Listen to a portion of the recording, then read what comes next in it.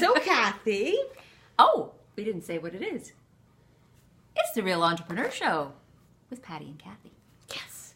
And the Easter Bunny came. The Easter Bunny came. He brought us treats. So do you believe in the Easter Bunny, Kathy? I believe in the Easter chicken. Like, where did that ever come from? This thing with the bunny?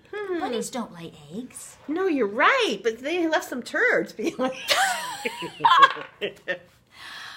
You just turn on the camera and the girl goes wild. Delicious turds, though. And you know what? I'm into the dark chocolate. So, I'm okay with the milk chocolate being identified as a... What was that terrible word you said? Shit. Disturber. Anyway. The theme for today is... questions. It's not necessarily Easter. It's about questions and the power of questions. Because in both of what we do, Patti in sales and me in writing and editing and so on and interviewing people, the power of the question is everything when you're an entrepreneur.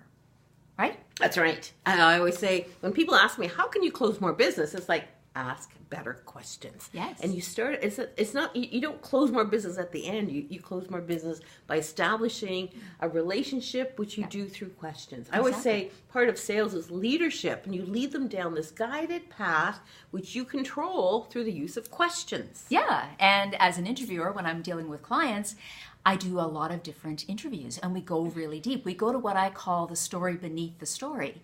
And that is, we all have a story that we think, about our business. I can answer questions about that. I know who I am, blah, blah, blah.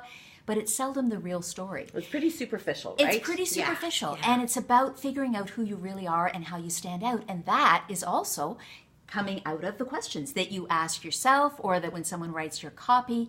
It's about really going deep and figuring out who you are, what makes you stand out, and... The one thing I find in networking, when you're just talking about, so hi, how are you, what brought you here, they're superficial. Yeah. And I found the best questions, when you go a little deep and go, what gets you excited in the morning? What's your biggest challenge, and what makes you get up and just want to, take on the world? Exactly. Exactly. That's your line, right? That's my company name. I know. And there's a reason. Yeah. But exactly. And it's like when you go to those events, or if you say something like, what are you really looking to get out of today? Or what really,